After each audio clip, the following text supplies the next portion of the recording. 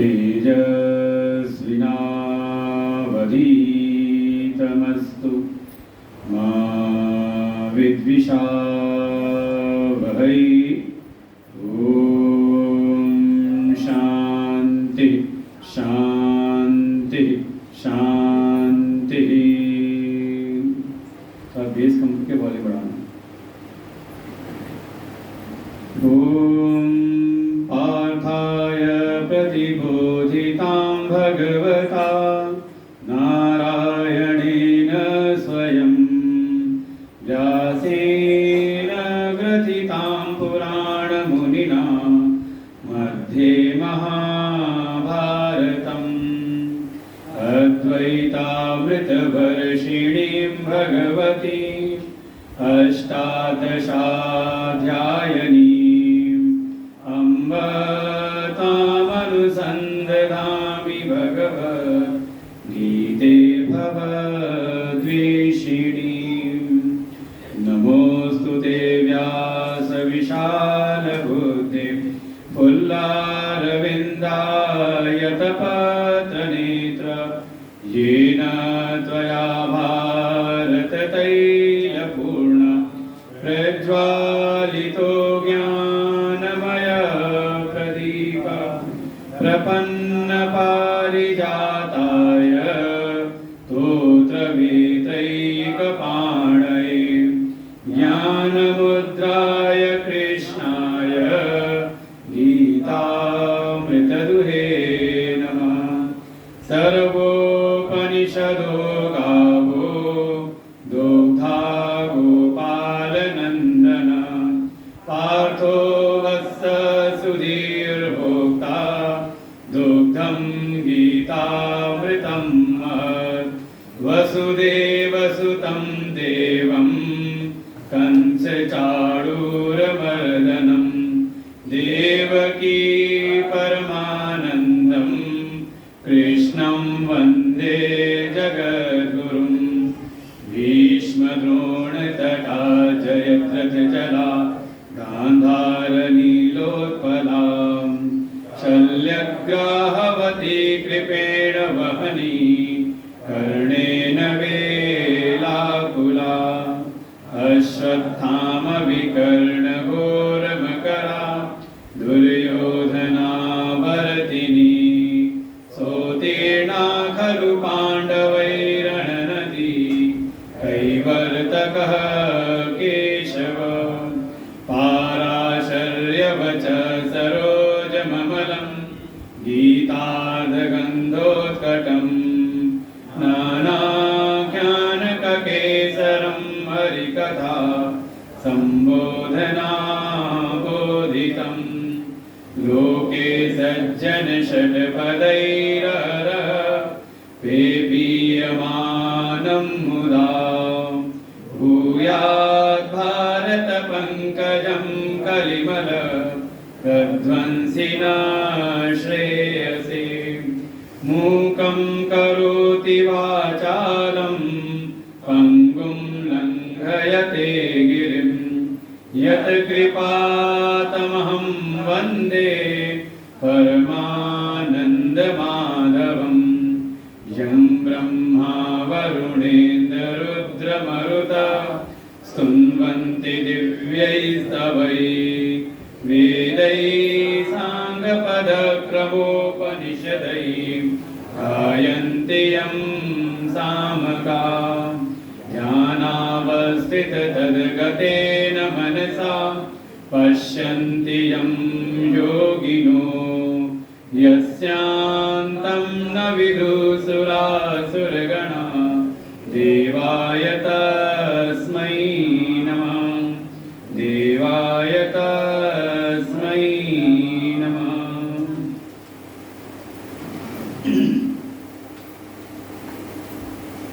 प्रारंभ के श्लोक का पाठ करते हैं। पहले श्लोक से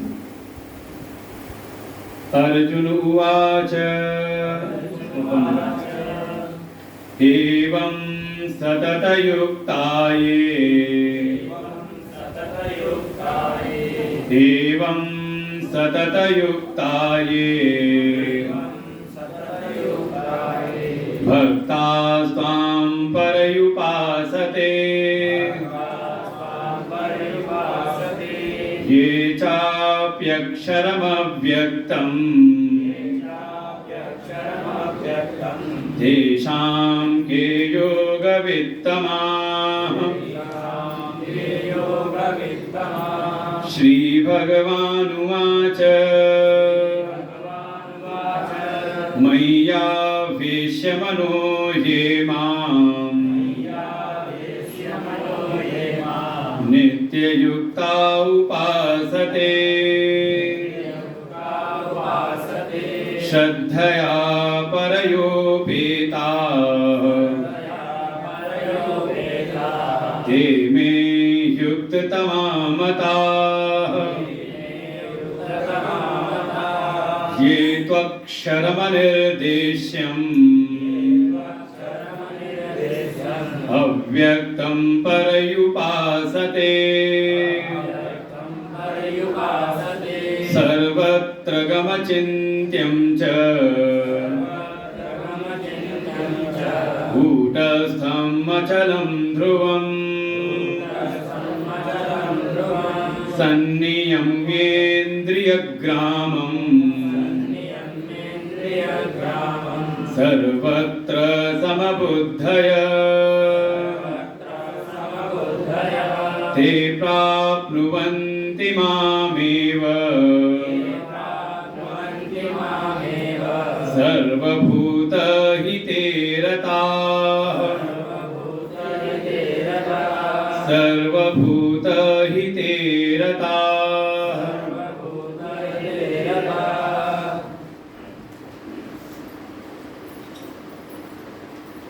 आनंद कंद सच्चिदानंद परम पुरुषोत्तम भगवान श्री कृष्णचंद्र जी के चरणों को कोटि नमन।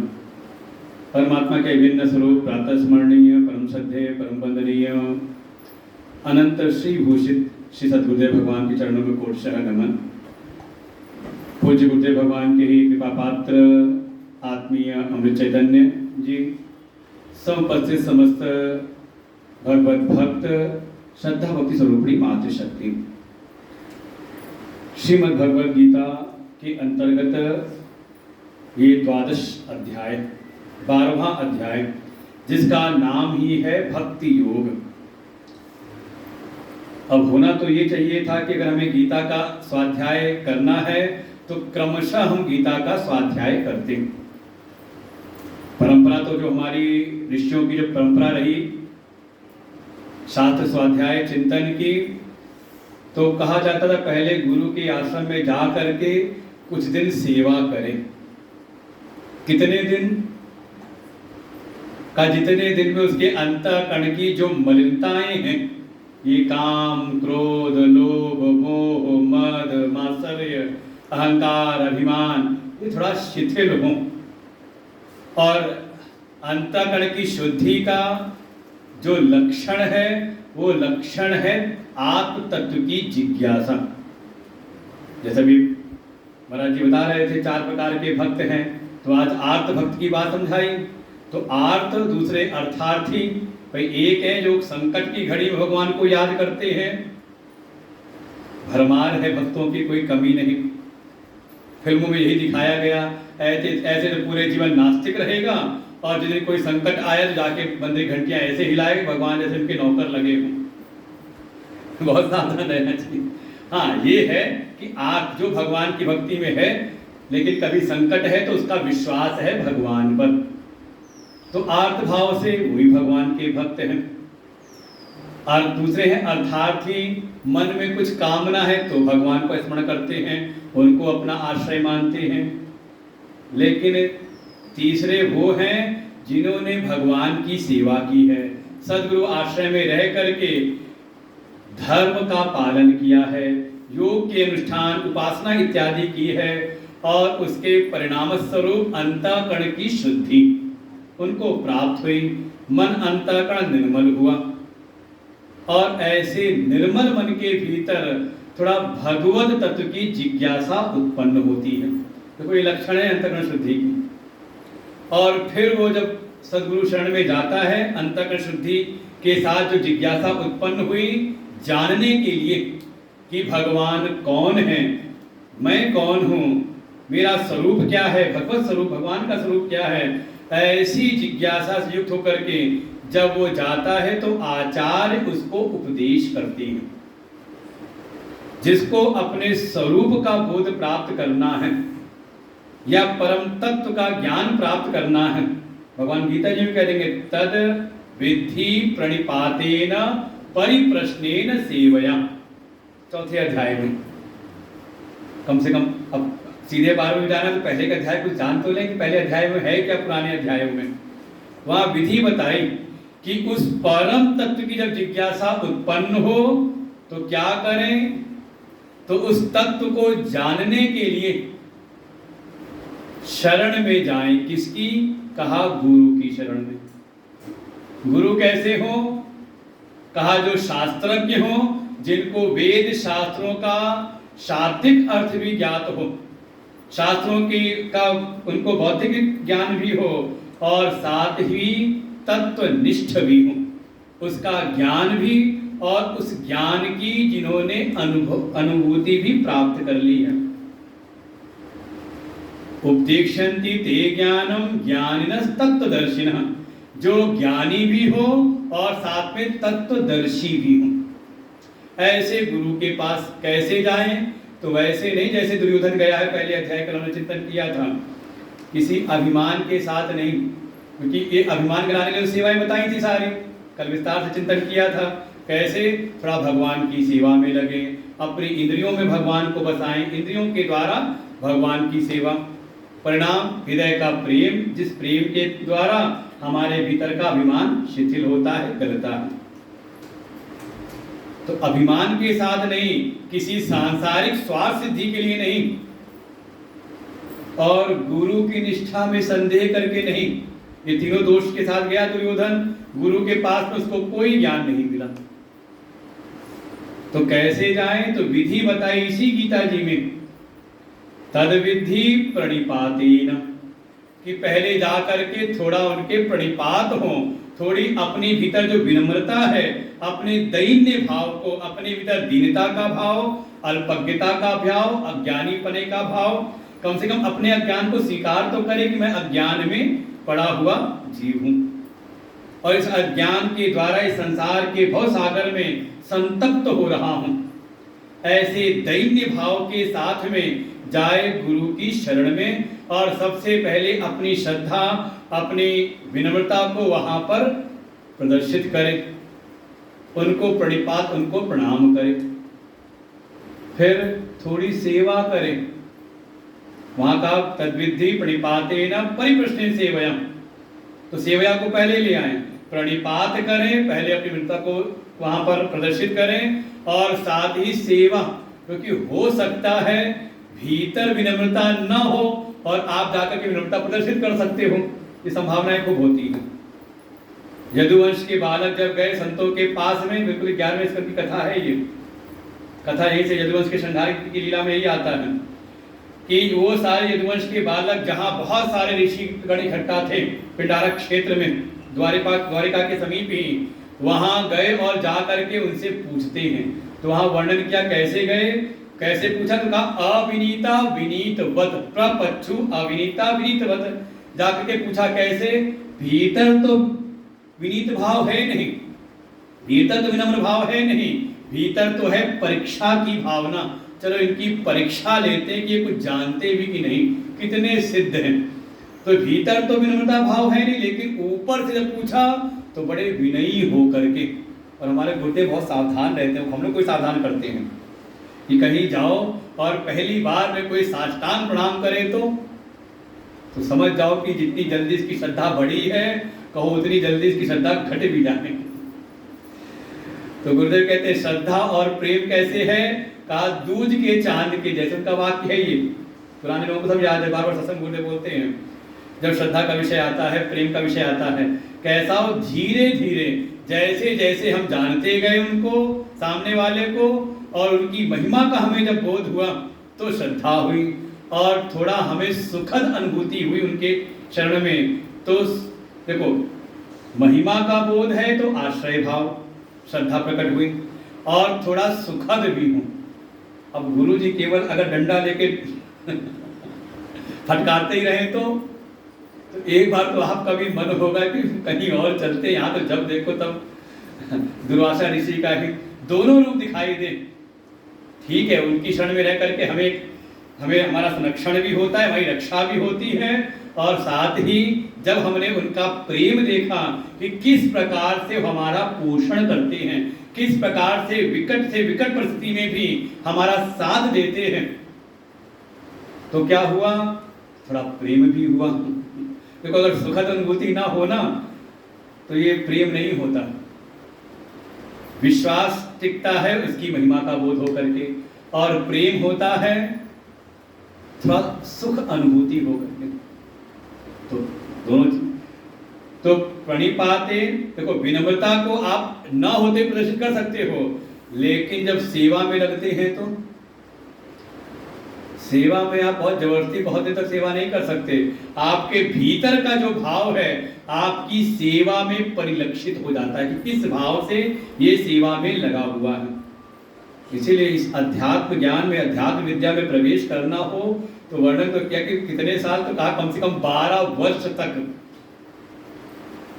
ज्ञान होने में देरी नहीं है, ये सेवा में, वो सेवा भाव में भीतर का भाव जो होता है वो परीक्षित होने में उसमें समय लगता है।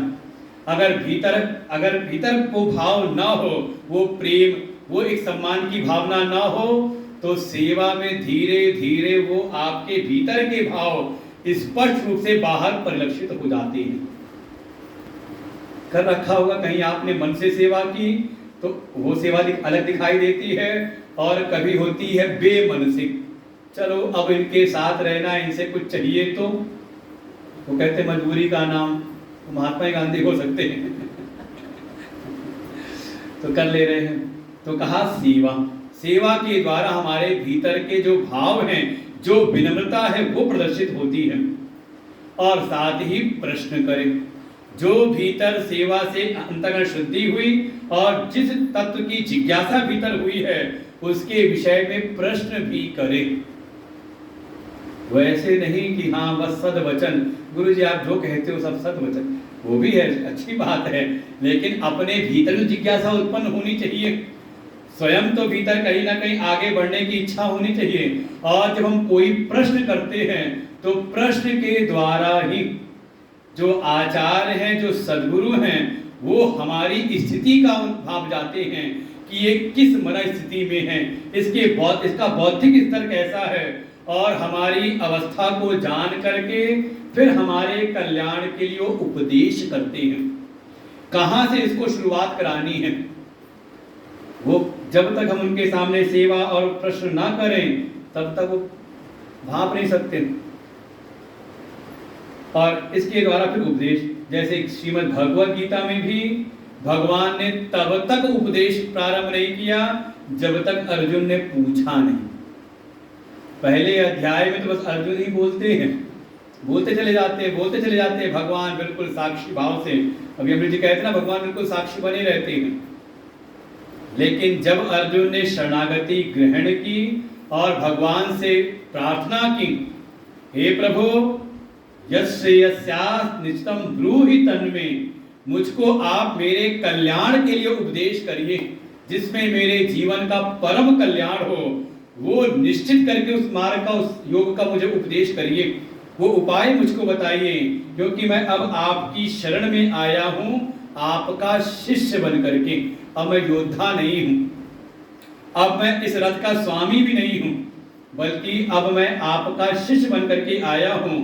और शिष्य भाव से जब शरणागत हुए तब भगवान गुरु रूप में हो जाते हैं, और फिर भगवान अर्जुन को उपदेश देना प्रारंभ करते हैं। और बार बार अर्जुन बीच में जो मन में कहीं कोई संदेह उत्पन्न होता है तो तुरंत भगवान से पूछते हैं। जैसे 12वां अध्याय भी अर्जुन के प्रश्न से प्रारंभ हुआ है। तो ऐसे श्रीमद् भगवद गीता का ज्ञान फिर भगवान के श्रीमुख से अर्जुन के निमित्त हम सब के कल्याण के लिए ये उपस्थित हुआ। तो गीता जी में है किस बात का, किस चीज का उपदेश है, तो कम से कम कुछ गीता जी के बारे में हमें जानना भी चाहिए। क्योंकि गीता की सार्वभौमिक स्तर पर बड़ी ख्याति है गीता जी की। केवल हमारे सनातन धर्म के जो दर्शन शास्त्र के जो जिज्ञासु हैं, केवल उनके मध्य ही नहीं बल्कि पाश्चात्य जगत में भी अगर कोई दार्शनिक हुआ है तो श्रीमद् भगवद गीता से अछूता नहीं रहा है। सार्वभौमिक स्तर पर श्रीमद् भगवद गीता जी की महिमा है। तो किस विषय का इसमें प्रतिपादन है, क्या इसमें वर्णन है? तो ज्यादातर समाज में यही एक बात सुनने को मिलती है कि श्रीमद् भगवद गीता में जीवन जीने की कला सिखाई गई है। ज्यादातर आप जिसे पूछेंगे सामान्य जो गीता जी को जाना, कुछ स्वाध्याय चिंतन किया हो, तो एक बात पक्के तौर पे कह देगा, एक सरसरी भाव से सरल भाव में कह देगा, श्रीमद् भगवद गीता जी में जीवन जीने की कला बताई गई है। हमें कैसा जीवन जीना चाहिए। कह देंगे मरने की कला जाननी हो तो कैसे मरा जाए, तो भागवत का अध्ययन करो, और कैसे जीवन जिया जाए तो का श्रीमद् भगवद गीता। वैसे भागवत में मरने की कला नहीं सिखाई, कैसे मरा जाए, कैसे अपनी मृत्यु को सार्थक किया जाए। मृत्यु तो सबकी निश्चित है, लेकिन ऐसी मृत्यु हो कि दोबारा हमारी मृत्यु ना हो, आखिरी हो, ये मतलब मुक्ति की प्राप्ति हो जाए, ये जन्म मृत्यु के चक्र में हम ना फंसे, मोक्ष की प्राप्ति कर ले, तो वो कला सिखाई है भागवत जी में। और गीता जी तो कही देते हैं जीवन जीने की कला, लेकिन वास्तव में श्रीमद् भगवद गीता में किस विषय का प्रतिपादन है? तो गीता जी के हर अध्याय के उपरांत एक पुष्पिका वाक्य हर अध्याय के बाद आता है।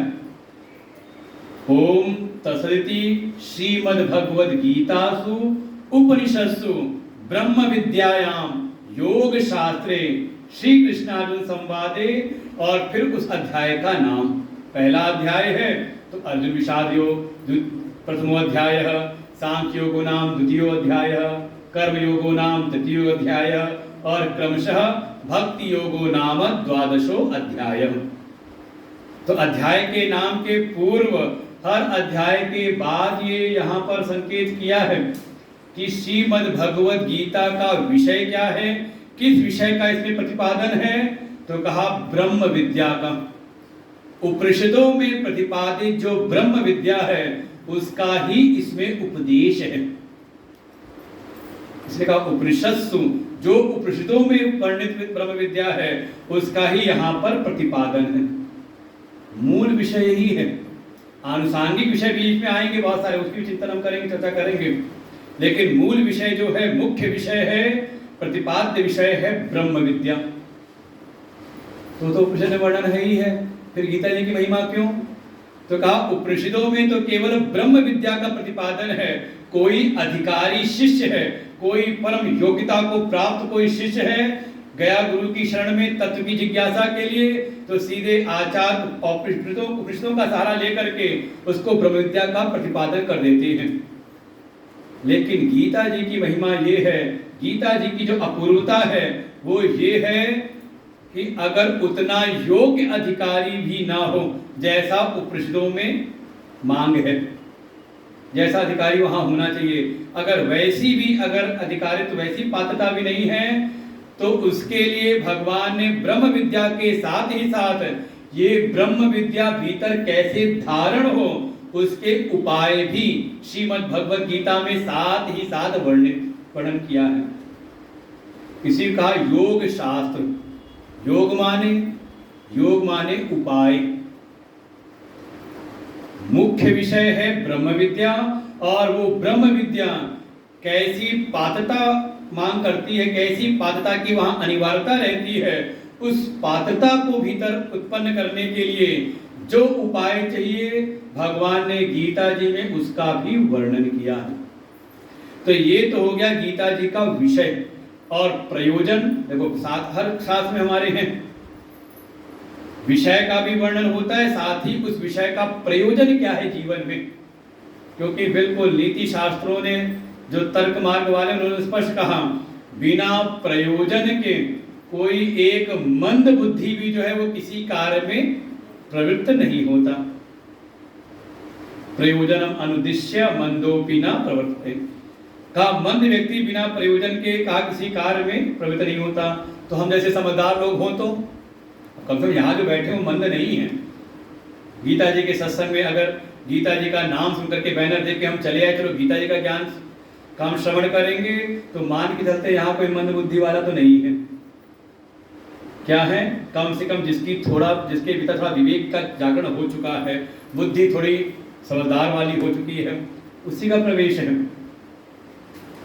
तो इसका प्रयोजन जो विषय का यहाँ पर प्रतिपादन किया है, प्रयोजन क्या है, तो प्रयोजन बिल्कुल निश्चित प्रयोजन है स्वस्वरूप में अवस्थान, अपने वास्तविक स्वरूप की पहचान करा करके, वास्तव में मैं हूं कौन इसकी पहचान करा करके उसी में अवस्थान करा देना। अर्जुन ने जो प्रश्न किया है धर्म के विषय में। कार्पण्य दोषोपहत स्वभाव पृच्छामि त्वाम धर्म सम्मूढ़ चेता यस्यादिष्टम रोहितन में, हे प्रभु मेरा जो चित्त है धर्म के विषय में मोहित हो रहा है। आप मुझको निश्चित करके बताइए, ये बिल्कुल गलत है। फोन तो पहले आना गलत है, और दूसरा है कि इसे कहते हैं धर्म के विषय में मोहित होना। अब सत्संग में आ गए तो आप श्रोता हो, अब परिवार के सदस्य बन के रहेंगे तो फिर आप श्रोता नहीं रहेंगे। फोन को साइलेंट कर ले, जिसका रहेगा भी बंद कर ले, साइलेंट कर लें, बंद कर लें, क्या बार बार काटते रहोगे वो फोन करता रहेगा। इसलिए जिसका भी रह गया हो अभी, नहीं तो इस हॉल में 3 द्वार हैं, एक से जा नहीं सकते आप, तालाब मिल जाएगा, 2 द्वार बाहर जाने के लिए हैं। इसलिए जिसके भी रह गए हो तो बंद कर लें। जिसको लगे कि हाँ गीता जी की हमारे जीवन में कोई महिमा है तो वही इसके समझ लो अधिकारी हैं, और जिनको लगता नहीं भी इससे भी ज़्यादा कोई विशेष कार्य अभी जीवन में है जो हम 2 घंटे संभाले नहीं सकते, अगर बिगड़ जाएगा काम तो समझ लो फिर वो अनधिकारी हैं। इसलिए बिल्कुल कि फोन बंद करके बैठे। मैंने कल भी कहा था कि यहाँ पे सत्संग नहीं, कथा नहीं है, बल्कि हमारी गीता जी की कक्षा है। इसीलिए हमने जब कहा था कि गीता जी लेकर के आए, ना लेकर के आए, तो हमारे जजमान जी ने तैयार व्यवस्था कर रखी है सबके लिए कि हाथ में जैसे क्लास होती तो किताब लेके बैठते हैं ना, ग्रंथ लेकर के, तो वही व्यवस्था है यहाँ पर। कम से कम अपने शास्त्रों को स्वयं हम पढ़ना तो जाने, उसका स्वयं चिंतन तो करें। तो प्रयोजन की चर्चा थी। प्रयोजन क्या है, तो कहा स्वस्वरूप में अवस्थान। अर्जुन ने प्रश्न पूछा है धर्म के विषय में कि मेरा चित्त धर्म के विषय में मोहित है कि इस समय मैं क्या करूं। इस समय मेरी बुद्धि निश्चय नहीं कर पा रही कि मेरा कर्तव्य क्या है, क्या करणीय है और क्या करणीय नहीं है। और देखिए हम सबके जीवन में आता है कभी ना कभी, हर समय सुबह से लेकर शाम तक 2-4 बार तो आ ही जाता है। जैसे अभी आया है ना, अब यहाँ पे क्या करना चाहिए, फोन बंद करके सत्संग सुनना चाहिए या फोन उठा करके बात करनी चाहिए, है ना। 2 कर्तव्य आ गए ना सामने, क्या करना चाहिए हम निर्णय नहीं कर पाते। अगर हम सत्संग कहीं पर भी आए हैं तो वहां पे हमारा व्यक्तित्व, अब यहाँ पर आप जब आ गए तो आपका प्रधान व्यक्तित्व क्या है, आपका व्यक्तित्व है कि आप श्रोता हो। अब श्रोता का कर्तव्य देखो, धर्म के विषय में अर्जुन ने पूछा है, धर्म के विषय में चित्त मोहित हो रहा है, निर्णय नहीं कर पा रहा। और भगवान जब उपदेश करते तो धर्म के बारे में नहीं बताते, कहते अर्जुन तू अपने आप को पहचान कि तू कौन है। समझे, गीता जी को दूसरे अध्याय में अगर प्रवेश करें तो भगवान सीधे वही कहते हैं, अपने आप को जानो, अपने आप की पहचान करो। और सुनते सुनते जब अर्जुन 18वें अध्याय में आए तो अपनी निष्पत्ति भी अर्जुन यही देते हैं कि हे प्रभु आपके इस उपदेश को सुन करके नष्टो मोहः स्मृतिर्लब्ध्वा त्वत्प्रसादात्म्याच्युतः स्थितो अस्मि गत संदेह करिष्ये वचनम तव। हे अच्युत, भगवान को संबोधन में दिया, बड़ा अच्छा नाम दिया अच्युत। जैसे प्रभु आप हो ना, आप अपने स्वरूप से कभी भी च्युत नहीं होते। हमारी गीता जी में जगह जगह पर भगवान ने अर्जुन के अलग अलग नाम बोले हैं, और अर्जुन ने भी संबोधन अर्जुन भगवान को अलग अलग नामों से किया है, और हर जगह पर उसका विशेष कारण है। अर्जुन कहते हैं, प्रभु हे अच्युत, जैसे आप अपने स्वरूप से कभी भी डावाडोल नहीं होते, आपकी कृपा से मेरे भीतर वही स्थिति आ गई है। मेरे भीतर का जो भी अज्ञान जनित मोह था, वो मोह नष्ट हो गया। स्मृति लब्ध्वा, अपने स्वरूप की मुझे स्मृति हो आई है, पहचान हो गई है। अब कोई संदेह नहीं, और केवल पहचान नहीं, उस स्वरूप में स्थिति भी प्राप्त हो गई है। स्थितो अस्मि, बिल्कुल स्थित हो गया हूं। जैसे आप अच्युत हो, तो वैसे मैं भी अब अच्युत हो गया हूं अपने स्वरूप में।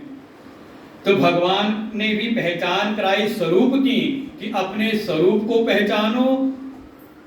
और अर्जुन को भी जब ये सब भीतर अनुभव हुआ, तो किसका कहा? अपने स्वरूप का। तो स्वरूप में अवस्थान, और जैसे ही अर्जुन का स्वरूप में अवस्थान हुआ, भगवान ने गीता जी को विश्राम दे दिया।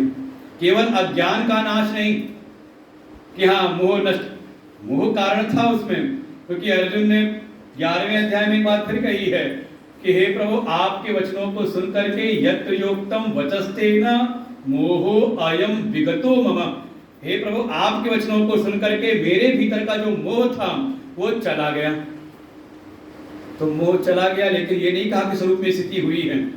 तो भगवान समझ गए अभी मोह गया है, तो घर पहुंचते नाती पोतों को देख करके फिर कहीं मोह फिर वापस ना आ जाए, या बाहर निकले चप्पल नहीं दिखाई दी तो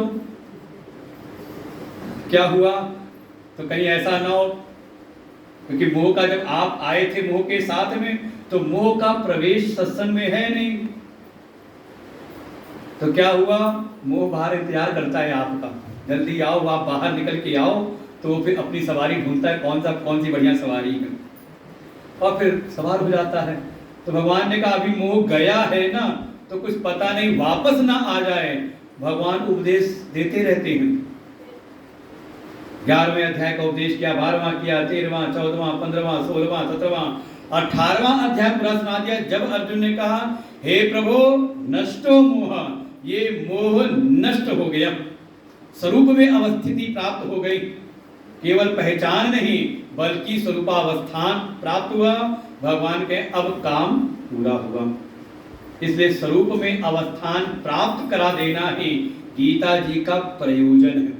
इसलिए जब तक मोह बिल्कुल नष्ट ना हो जाए, जब तक स्वरूप स्थिति प्राप्त ना हो जाए, तब तक गीता सुनते रहना। केवल विषय को याद कर लिया, ग्रहण हो गया, इतने से ही नहीं, कहा प्रयोजन है स्वरूपावस्थान। वही वर्णन किया है कि अधिकारी कौन है, तो अधिकारी समझ ले अर्जुन जैसा लिखा हो, जैसे अर्जुन है ऐसा कोई अधिकारी हो। तो अर्जुन के भीतर क्या गुण है, क्योंकि गीता जी सुनी कई लोगों ने, कल हमने चिंतन किया था, व्यास जी की कृपा से दिव्य दृष्टि मिली संजय को, संजय ने भी सुना, फिर संजय ने सुन करके सुनाया धृतराष्ट्र को, धृतराष्ट्र ने भी सुना, लेकिन सबके भीतर वो फल उत्पन्न नहीं हुआ है। सुना सबने, लेकिन वो पात्रता भीतर नहीं थी, तो वो ज्ञान भी उत्पन्न नहीं हुआ, वो स्वरूपावस्थान प्राप्त नहीं हुआ। अर्जुन को ही केवल निष्पत्ति प्रकट होती है अर्जुन की। कारण है अर्जुन के भीतर की जो पात्रता है। क्या पात्रता है, तो संतों ने कहा ये जो अर्जुन शब्द है ना, ये शब्द की उत्पत्ति हुई है ऋजु से। एक शब्द है ऋजु, जिसका भाव है, उसी ऋजु से ही शब्द बनता है आर्जव, और उसका अर्थ है कहा सरलता, सरल हो जाना, छल कपट से रहित। भीतर कुछ भाव है और बाहर कुछ करें तो इसे कहते हैं कपट। जैसे पट होता है ना, पर्दा लगा दिया तो पता नहीं चलता कि अंदर क्या रखा है। ऐसे ही जब भीतर और बाहर के बीच में एक पट लगा हो कि भीतर कुछ और भाव है और बाहर कुछ और करें, तब तक कहा वो अधिकारी नहीं होता। कैसा हृदय की ऐसी निर्मलता हो कि सरल भाव आ जाए, जैसा भाव भीतर है वैसा ही हम व्यक्त करें। पहले तो हृदय के भाव को हम संस्कारित करें और संस्कार करके बिल्कुल वही भाव बाहर प्रकट हो जाए। निर्मल मन जन सो मोहि पावा, मोहि कपट छल छिद्र न पावा। मुझको प्रिय नहीं है, भगवान को कहते हैं, तो सरलता हो जाए। इसलिए अर्जुन के मन में कोई संदेह आता है, कोई जिज्ञासा उत्पन्न, तुरंत पूछते हैं, कुछ छुपाते नहीं, दुराव छुपाओ कोई नहीं। जिस अध्याय में कोई भगवान ने उपदेश किया नहीं समझ में आया, तुरंत पूछते हैं। जैसे 11वें अध्याय तक का प्रसंग सुना और सुन करके अर्जुन सीधे पूछते कि 2 प्रकार के उपासक हमने सुने हैं, दोनों में श्रेष्ठ कौन है? जो मन के भीतर भाव है, ऐसी सरलता हो, तो ऐसा अर्जुन जैसा कोई सरीखा अर्जुन सरीखा कोई अगर पात्र है, अधिकारी पुरुष है, तो उसको सुनते सुनते ही, यहाँ कुछ सुन करके करने की बात नहीं है, करना तभी तक पड़ता है जब तक हमारे भीतर वो पात्रता उत्पन्न नहीं हुई। क्योंकि यहाँ जानने वाला जो प्रतिपादित जो विषय है वो कोई बहिर्जगत का विषय नहीं है, बल्कि यहाँ जो विषय है वो अपना ही आत्म स्वरूप है, अपने बारे में ही ज्ञान है। तो यहाँ कुछ करने की आवश्यकता नहीं है, सारे कर्मों का से संन्यास्त होकर के ही केवल सुनने मात्र से, सुनते सुनते ही का अपने स्वरूप का बोध हो जाता है। तो विषय है ब्रह्म विद्या, प्रयोजन है स्वरूप में अवस्थान, अधिकारी हो का हृदय की निर्मलता, हृदय की सरलता, ऐसा विषय हो। तो ये जो ब्रह्म विद्या है उपनिषदों की, वो सुनते सुनते ही हमें अपने स्वरूप का अनुभव होता है। तो ये जो ब्रह्म विद्या है हमारे उपनिषदों की, तो ये लक्षित होते, इसके लक्षण दिए जाते हैं 4 महावाक्यों के द्वारा, जिसमें पहला ही उपदेशात्मक जो महावाक्य है वो है तत्त्वमसि। सुना होगा कभी, तत्त्वमसि, अहम ब्रह्मास्मि, अयम आत्मा ब्रह्म और प्रज्ञानम ब्रह्म। ये 4 महावाक्यों के द्वारा आप जिस शाखा में हैं, जिस आचार परंपरा में, जिस शाखा की आचार परंपरा में हैं, उस परंपरा के अनुसार आपको उस महावाक्य का उपदेश करा करके जो गुरु हैं आपको आपके स्वरूप में स्थिति प्रदान कराते हैं। तो जो उपदेशात्मक पहला ही है तत्त्वमसि, उस तत्त्वमसि की आधारशिला पर ही ये पूरा श्रीमद् भगवद गीता का जो ज्ञान है वो स्थित है। अब सरल शब्द हम सुन लेते हैं, कई बार जैसे कहा जीवन जीने की कला है, तो कहीं पर इसी गीता जी के बारे में कहते हैं कि इसमें कर्म योग का प्रतिपादन किया है। और ऐसे ऐसे महापुरुष हुए हैं जिन्होंने गीता जी का निरंतर अध्ययन, स्वाध्याय, चिंतन किया और जब अपनी निष्पत्ति रखी तो स्पष्ट कहा कि इसमें कर्म के सिद्धांतों का प्रतिपादन है। जैसे तिलक जी की टीका है तो उसका नाम ही है कर्म सिद्धांत, बिल्कुल गीता जी बता बना के कर्म का प्रतिपादन है, कर्म कैसे करें, कर्म योग का प्रतिपादन है। इसी गीता जी पर किसी की ऐसी निष्पत्ति प्रकट हुई कि गीता जी में भक्ति योग का प्रतिपादन है। और तीसरा कोई ऐसा भी ज्ञान मार्गी आपको मिलेगा जो कहेगा गीता जी में ज्ञान योग का प्रतिपादन है। ये सब आपको सुनने को मिलेंगे। और जैसे कल भी हमने चिंतन किया था, एक संकेत किया था कि श्रीमद् भगवद गीता में 18 अध्याय हैं और इन 18 अध्यायों का 3 विभाग किया गया है। इसमें प्रारंभ के जो 6 अध्याय हैं वो कर्म परक हैं, कर्म के सिद्धांतों का विशेष रूप से प्रतिपादन करते हैं कि जीवन में जो कर्म है वो कर्म का स्वरूप क्या हो, कि जो कर्म स्वभावतः बंधनकारी हैं, बंधन देने वाले हैं, वो हमारे जीवन में मुक्ति का साधन बन जाए, ऐसे कर्म का प्रतिपादन, उसी को नाम दिया कर्म योग। फिर अगले जो 6 अध्याय हैं, 7वें से लेकर के 12वें अध्याय का जो प्रसंग है उसका मुख्य विषय है भक्ति योग। भक्ति का स्वरूप क्या, वास्तव में भक्ति है क्या। और 12वां अध्याय तो हमारा है ही है भक्ति योग, नाम ही उसका है भक्ति योग। इसलिए तीसरे अध्याय का नाम है कर्म योग, जहां से भगवान का उपदेश, साधनों का उपदेश प्रारंभ होता है, वहां कर्म योग है। और जब 12वें अध्याय में आए तो आया भक्ति योग। और जो समापन के 6 अध्याय हैं 13वें से 18वें पर्यंत। उसमें मुख्य विषय है ज्ञान योग, तत्व का ज्ञान। उसी बात को जो विद्वान महापुरुषों ने वर्णित किया कि श्रीमद् भगवत गीता की जो आधारशिला है वो है तत्त्वमसि महावाक्य। तत् त्वम असि, वही तत् माने वो परमात्मा, त्वम माने तुम मतलब आत्मा, दोनों दो नहीं बल्कि एक है, तुम वही हो। सो हम समाज में बहुत प्रचलित है इस महावाक्य सोहम के रूप में, अहम ब्रह्मास्मि। तो वही तत्त्वमसि सो तैताहि तो ही नहीं भेदा। गोस्वामी जी ने भी लिखा इस बात को कि जो वो है वही तू है, जो तू है वो वही है, इसमें कोई भेद नहीं। तो इसी तत्त्वमसि इस महावाक्य के ऊपर पूरी गीता जी की आधारशिला है। तो इसमें 3 पद हैं, तत्पद, त्वम पद और असि पद। और तीनों पदों का आचार्य के आश्रय में रह करके, सद्गुरु आश्रय में रह करके इन्हीं तीनों पदों का क्रमशः विचार किया जाता है। पहले त्वम पद का विचार करो कि तुम कौन हो। त्वम माने क्या? त्वम माने कहते जैसे आचार्य का तुम ही वो हो, तो इसका मतलब त्वम माने क्या? ये देह जो मैं अभी अपने समझ रहा हूं ये, या कुछ और? तो वहां इसका विचार, तुम पद का विचार करते करते हम पहुंचते हैं मैं के ऊपर कि मैं कौन हूं, और वो तत्व है आत्म तत्व। ध्यान से सुनेंगे इस बात को।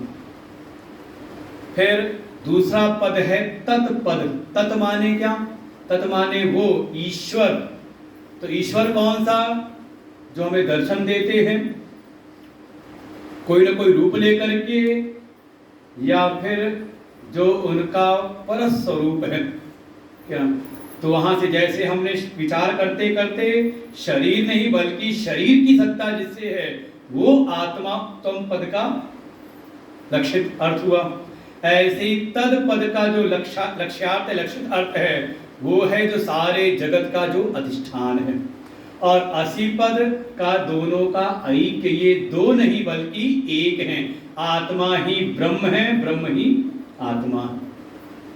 समझे, भागवत जी का अंतिम उपदेश यही है। अंतिम उपदेश जब सुखदेव जी देते हैं तो परीक्षित से कहते हैं, हे परीक्षित, अब सब जगह से अपने मन को हटा लो। राजन तुम मनुष्येति पशु बुद्धि इमाम जही। हे राजन, तुम्हारे भीतर तो बार बार ये बुद्धि बन रही है कि मैं मर जाऊंगा। इस बुद्धि को निकाल दो। ये तो पशुओं को ऐसी बुद्धि होती है जो देह को ही अपना स्वरूप मानते हैं। तो देह का जन्म है तो देह की मृत्यु है, लेकिन तुम वो तत्व हो जिसका न जन्म है न मरण है। तो सुना है आपने। और अंतिम उपदेश किया, ऐसा विचार करो, अहम ब्रह्म परम धाम, ब्रह्माहम परमम परम, मैं ही परम ब्रह्म हूं और ब्रह्म ही मैं हूं। ऐसा विचार करो। इसी का ऐक्य पद का विचार, इसी का है असि। तो आचार्यों ने, विद्वान आचार्यों ने कहा ये जो 3 पद हैं इसी आधारशिला पर पूरा गीता जी का उपदेश है। जो प्रारंभ के 6 अध्याय जिसको हमने कहा ये कर्म परक हैं, वास्तव में इन कर्म परक प्रारंभ के 6 अध्यायों का जो विषय है वो विषय है त्वम पद, मैं कौन हूं। इसको जानने के लिए मैं का ज्ञान हो जाए।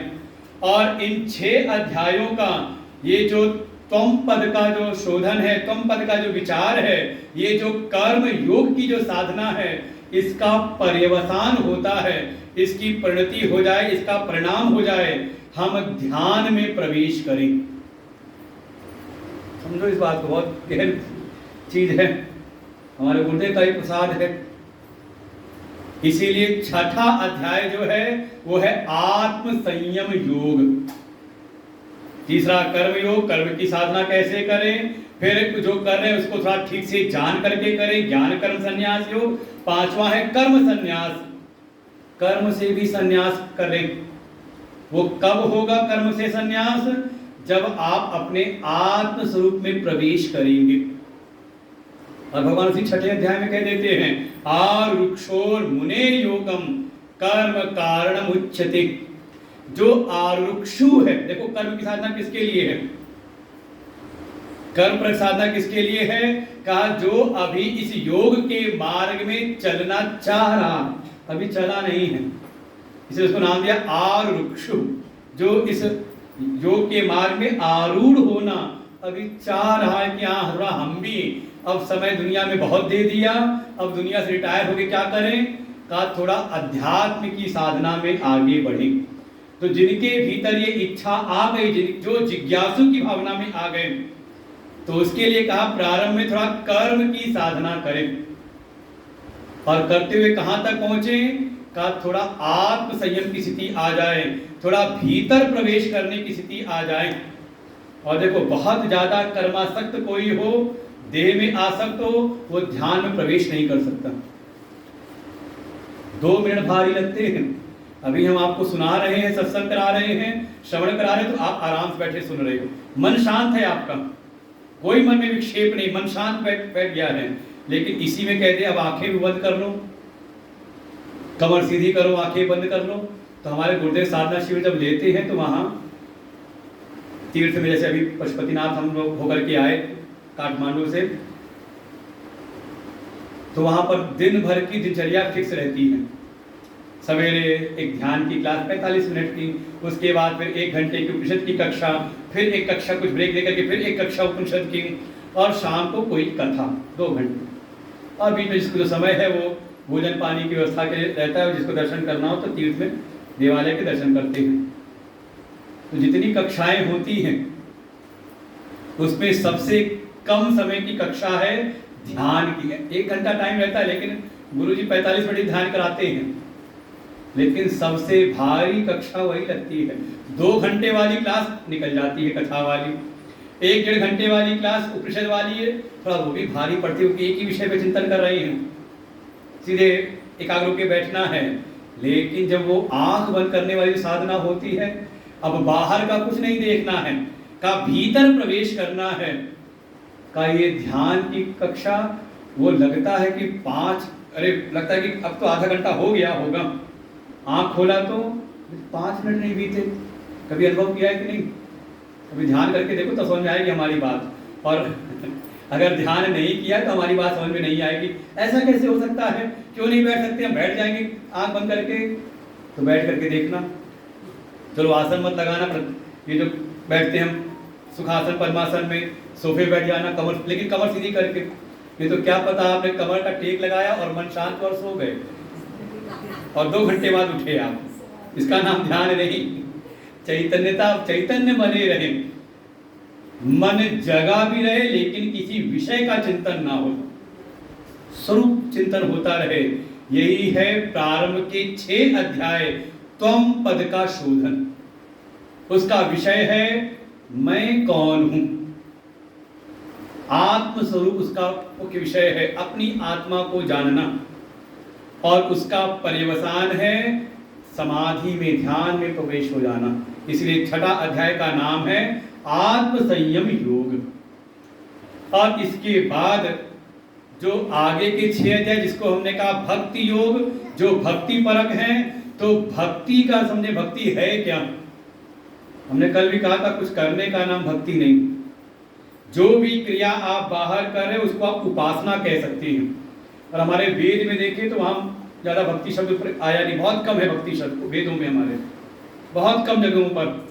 वहां जो विभाग भी है तो 2 विभाग हैं, एक कर्म कांड और दूसरा ज्ञान कांड। उपासना को कर्म कांड के अंतर्गत रखा गया है। भक्ति शब्द बहुत कम लगे। कहीं कोई गए, कोई शिष्य गए आचार्य के पास में, प्रजापति के पास में, उस तत्व को कैसे जाने, तो उसके लिए उपदेश क्या, तस्मै सहोवाच पितामहश्च श्रद्धा भक्ति ध्यान योगात् अवैहि, का श्रद्धा भक्ति और ध्यान के द्वारा उसकी प्राप्ति हो सकती है। या फिर कहीं उपनिषद में आएगा, यस्य देवे परा भक्ति यथा देवै तथा गुरौ तस्सैते कथिता ह्यर्था प्रकाशन्ते महात्मना। तो भक्ति शब्द आएगा। और दोनों जगह पर भक्ति का तात्पर्य है समर्पण। ये जो बाहर के हम जो भी उपासना कर रहे हैं, जो भी सेवा कर रहे हैं, उसके द्वारा हमारे चित्त का समर्पण हो रहा कि नहीं हो रहा। जो भी आप प्रारंभिक साधना करें, मैंने कहा ना जितनी कर्म की साधना है उसका पर्यवसान है आप अपने भीतर प्रवेश करें और अपने आप को जान करके, थोड़ा सबसे बड़ी बात यह है कि अंतःकरण हमारा शुद्ध निर्मल हो और भगवान के चरणों में समर्पित हो जाए। समर्पित नहीं होता पूजा करते हुए भी, बहुत मुश्किल है। हो जाए तो भगवान कहते अहेतु कृपा है।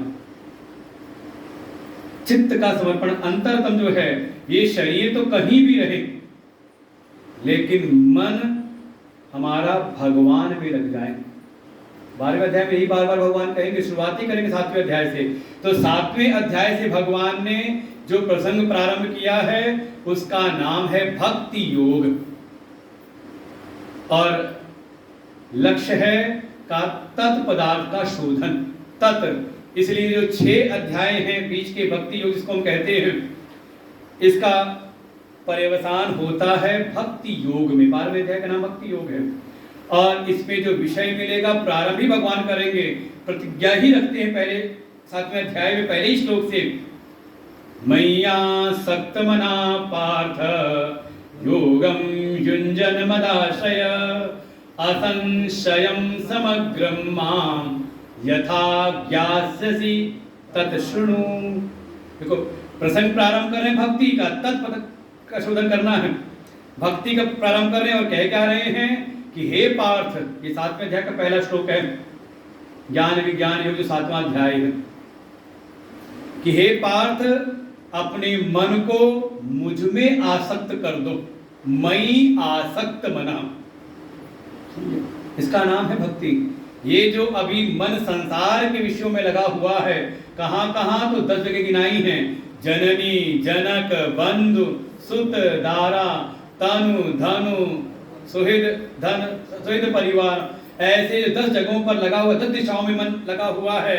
सबकई ममता ताग बटोरी, मन मम पद मन ही बांध बर डोरी। मन ही मन सारी ममता की धागों को खींचो और मुझ में बांध दो। समझे, अनुवाद है ये गोस्वामी जी जो ये चौपाई है किसकी का 7वें अध्याय का जो पहला ही श्लोक है, मई आसक्त मना पार्थ, हे पार्थ अपने मन को मुझ में आसक्त करो। ये जो आसक्ति संसार के विषयों में है, अच्छा आसक्ति का कारण किसमें आपका मन आसक्त होता है? किसी में भी हो जाता है। सड़क चलते कोई रिक्शे वाला मिल जाए, कोई आदमी मिल जाए, आसक्त होगा उसमें मन। किसी वस्तु में, मॉल में घूमते हुए जा रहे हैं, कहीं मन आसक्त होगा का जिसमें आपकी शोभन बुद्धि बने, जिसमें सुखद भावना बन जाए कि ये मिल गया तो मैं सुखी हो जाऊंगा, है कि नहीं? अब हो सकता है कोई रिक्शे वाला है, जब आपको मिलता है तो आपके अनुसार आप जहां चाहते हो वहां ले आके छोड़ देता है, पैसे भी ज्यादा नहीं लेता, तो क्या होगा? मन आसक्त होगा कि नहीं, उससे अटैच होगा कि नहीं रिक्शे वाले से? क्यों? क्योंकि वो बड़ा सुखद है, अनुकूल, मतलब जो भी अनुकूल हो जाए उसमें आपका राग होता है, अटैचमेंट होता है कि नहीं? अच्छा भगवान से अटैच हो रहा है कि नहीं? भगवान कह रहे हैं मैं आसक्त, मुझ में आसक्त हो, तो कैसे हो गया आसक्त? कम से कम भगवान में सुखद भावना तो बने, भगवान में शोभन बुद्धि तो बने, और ना बने तो अगर आपको भगवान सुखद न लगे तो आप कहते हैं भक्ति उक्ति नहीं हो सकती। अगर मन को सुखद लग रहा है धन, तो आप जैसी धन की भक्ति करते हो ना, समर्पण भाव होता है, वैसा भगवान में नहीं होने वाला। समझे इस बात को? थोड़ा शोभनता का भाव जब बनता है जहां पर, तो भगवान कह रहे हैं ठीक है, जैसी तुम्हारी शोभन बुद्धि, ये सुख प्राप्ति की बुद्धि संसार में बन रही है, वैसी मुझ में, क्योंकि मन जो है सुख चाहता है, मनोनुकूल, मन के अनुकूल कोई परिस्थिति मिल जाए तो आप तुरंत उससे राग कर लेते हो, और प्रतिकूल हो जाए तो नारद के मन की कल्पना करें कैसा मन रहा होगा जब चाहा था भगवान मुझे अपना मुंह दे दे, मतलब हमारा मुख अच्छा बनाते कि मेरा विवाह हुआ हो जाए। एक लड़के की देख आए थे, लड़की बड़ी अच्छी थी, केवल मेरा विवाह हो जाए तो भगवान से मुख मांगा था, और भगवान ने मुख देना तो दूर रहा, सा जो ठीक ठाक मन मुख था वो भी बना दिया बंदर का। तो क्या हुआ? दहियों साप की मरियम आज। आज तो या तो आज उनको श्राप दूंगा, नहीं तो अपने प्राणों को त्याग दूंगा। कहाँ गया भगवान का प्रेम? लेकिन मन को अगर अनुकूल दिखाई दे, परमात्मा में वो अगर वो बुद्धि शोभन बुद्धि बने तो मन आसक्त होता है। और जब तक मन का की शोभन बुद्धि संसार के विषयों में लगी हुई है, धन जन या अपने शरीर के बल पर, तब तक आसक्त नहीं होता। तब तक भगवान के पास भी जाते हैं तो भगवान से यही संसार का धन, संसार के जन और कुछ नहीं तो अपने शरीर का बल यही मांगते हैं, भगवान को नहीं मांगते। तब तक भगवान हमारे जीवन के आश्रय नहीं बनते। भगवान उसी में मई आसक्त मनः पार्थ योगम युंजन। फिर मुझ में आसक्त होकर के जो भी तुम्हारे योग हैं, जो भी उपाय की साधना, जो भी साधना कर रहे हो करो, साथ ही आश्रय भाव भी मुझ में बना लो। मद आश्रय, ये है भक्ति की शुरुआत। की भक्ति के कह सकते हैं प्रतिज्ञा वाक्य सूत्रपात कर रहे हैं भगवान, और इसी का विस्तार करते करते परिवर्तन जो भक्ति योग में होगा, बिल्कुल यही बात स्पष्ट करेंगे। ज्यादा नहीं, 20 श्लोक हैं, और जिसमें आगे के जो आखिरी के जो लगभग 18 के लगभग 7, 8, 10 श्लोक ऐसे हैं जिसमें लक्षण बताए हैं। सिद्धांत बहुत कम में है, क्योंकि सब भगवान ने समझा दिया है 7वें, 8वें, 9वें, 10वें, 11वें। फिर कहते हैं उसका पर्यवसान हुआ है कि भक्ति वास्तव में है क्या। तो सूत्रपात करते हैं, 2 बातों को कहते हैं। एक तो मन की आसक्ति मुझ में लगा दो, मन को मुझ में आसक्त करो, और साथ ही ये जो बुद्धि है, जैसे ही कहा था भगवान में मन को लगाओ, भगवान की सेवा करो, तो तुरंत बुद्धि कहती है घर परिवार कैसे चलेगा, है कि नहीं? बुद्धि ढूंढती है आश्रय, और बुद्धि जिसके प्रति बुद्धि बिल्कुल दृढ़ हो जाए कि ये मेरे आश्रय हो सकते हैं, उसमें बुद्धि को लगाना नहीं पड़ता, लग जाती है। और आश्रय भाव दृढ़ ना हो तो जब तक बच्चे को लगता है पिता मेरे आश्रय हैं, तब तक बच्चा सेवा करता रहता है, पिता के आश्रय में रहता है। और जिस दिन उसको लग गया कि अब मैं स्वावलंबी हो गया हूं, अब जो जीवन का आश्रय धन है वो मैं स्वयं पा सकता हूं, फिर कहता है फिर आपको नहीं टिकता, फिर कहीं अपना अलग घोंसला बनाता है कि नहीं? यहां तक कि जीवन में देखें, पति पत्नी के संबंध में भी अगर आश्रय भाव खटक जाए तो संबंध हम विच्छेद कर लेते हैं। तो संबंध ये आश्रय भाव, भगवान वही कह रहे हैं कि बुद्धि का जो आश्रय भाव है वो भी मुझ में लगाओ, और करते हुए फिर जो उपाय कर रहे हो। देखो हम साधन पूरे जीवन करते रहते हैं, बचपन से करते आ रहे हैं साधन, कोई ना कोई उपाय साधना, कोई ना कोई उपासना का कार्य करते आते हैं, लेकिन इन 2 चीजों पर ध्यान नहीं देते कि हमारा मन कहाँ अटैच है, मन की आसक्ति कहाँ है, और बुद्धि का आश्रय भाव कहाँ पर है।